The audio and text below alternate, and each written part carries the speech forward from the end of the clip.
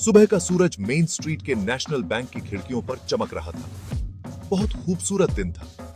चिड़ियां पेड़ों पर गा रही थीं, ट्रैफिक की आवाज गूंज रही थी, लोग बैंक के अंदर बाहर आ जा रहे थे। ये आम जिंदगी का एक नजारा था। किसी को अंदाजा नहीं था कि आगे क्या होने वाला है। अंदर कैशियर पैसे गिन रहे थे, ग्राहक लाइन में धैर्य से इंतजार कर रहे थे। बैंक मैनेजर मिस्टर गुप्ता अपने ऑफिस में बैठे थे। वो लोन एप्लीकेशंस चेक कर रहे थे। सब कुछ नॉर्मल लग रहा था, लेकिन ये नॉर्मल सी एक इल्यूजन थी। ये टूटने वाली थी।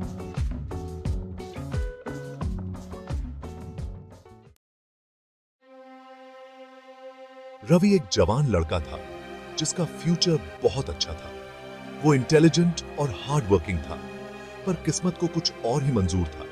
उसके पिताजी बहुत बीमार हो गए थे। हॉस्पिटल के बिल्स का ढेर लगता जा रहा था। रवि बहुत परेशान था। उसने सारे रास्ते बंद होते देख लिए थे। उसकी सेविंग्स खत्म हो चुकी थी। उसने दोस्तों और फैमिली से उधार लिया था, फिर भी कुछ कम था। उसके पिताजी की हालत बिगड़ती जा रही थी। रवि को चमत्कार की जरूरत थी, या उसे ऐसा ही लग रहा था।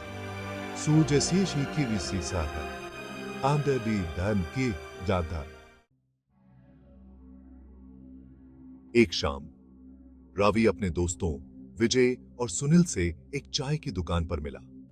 वो उसके लिए चिंतित थे। वो उसकी आंखों में डेस्परेशन देख सकते थे। रवि टूट गया। उसने उन्हें अपनी प्रॉब्लम्स बताई। विजय, जो हमेशा इंपल्सिव रहता था, उसने एक सॉल्यूशन बताया, मेन स्ट्रीट वाले नेशनल बैंक में रॉबरी करना। सुनील, जो ज्यादा कॉशियस था, उसने अपनी डाउट्स बताई। लेकिन रवि, जो अपनी परेशानी के कारण अंधा हो गया था, उसे यही एक रास्ता दिखाई दे रहा था, और इस तरह प्लान बनाया गया।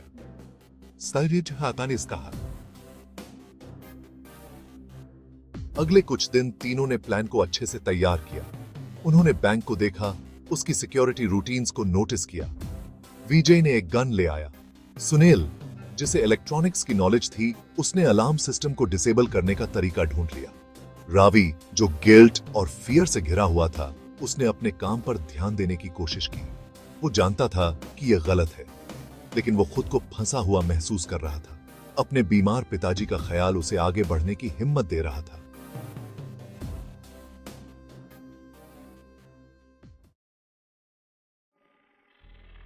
Section 5, the highest. हाइस्ट वाली रात आ गई। सड़कें सुनसान थीं। हवा में डर का माहौल था। तीनों ने मास्क पहने और हथियारों से लैस होकर बैंक की तरफ बढ़े। सुनील ने अलार्म सिस्टम को डिसेबल कर दिया। विजय, जिसके हाथ कांप रहे थे, उसने गार्ड पर गन तान दी और उसे बैंक खोलने के लिए मजबूर किया। वो अंदर घुसे। उनके दिल जोरों से धड़क रहे थे। हाइस्ट शुरू हो गया था।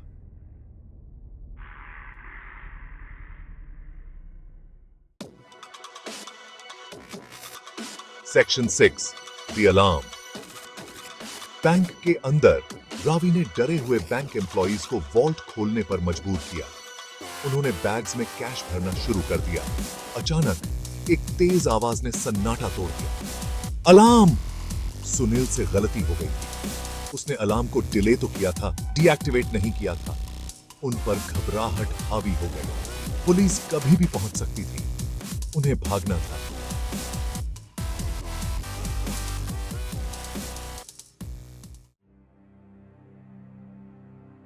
Section 7, chaos in the streets.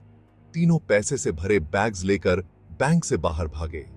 उनके पीछे अलार्म बज रहा था। सड़क पर लोग चिल्लाने लगे और इधर उधर भागने लगे। विजय ने हवा में एक गोली चलाई ताकि रास्ता साफ हो जाए।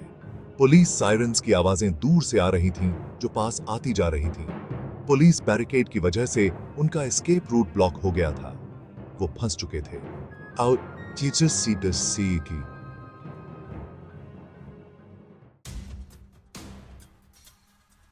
Section 8, capture. पुलिस ने उन्हें घेर लिया। उनकी गन्स उनकी तरफ तानी हुई थीं। विजय ने डेस्परेशन में एक और गोली चलाई, लेकिन एक पुलिस ऑफिसर ने उसे धक्का देकर नीचे गिरा दिया। सुनील ने देखा कि रेजिस्टेंस करना बेकार है। उसने सरेंडर कर दिया। रावी वहीं जम गया। पैसों से भरा बैग, उसके हाथ से फिसल गया। सब खत्म हो गया था। उसके एस्केप करने के अपने पिता को बचाने के सपने उसके पैरों तले बिखर गए थे। उसे अरेस्ट कर लिया गया। अपने किए की सजा उसे मिल चुकी थी।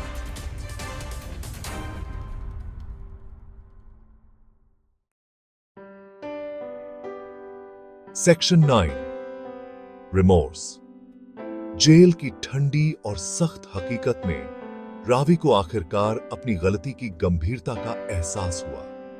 उसके पिताजी उस गलत कमाई से मिलने वाले बेस्ट मेडिकल केयर के बावजूद चल बसे, रावी को अंदर तक तोड़कर। उसे बहुत गिल्ट हो रहा था। उसने अपने दोस्तों, अपने फैमिली और खुद के साथ विश्वासघात किया था। यह गिल्ट असहनीय था। उसने अपनी आजादी और अपने फ्यूचर को एक ऐसे क्राइम के लिए खो दिया था जिससे उसे मिला सिर्फ दुहक।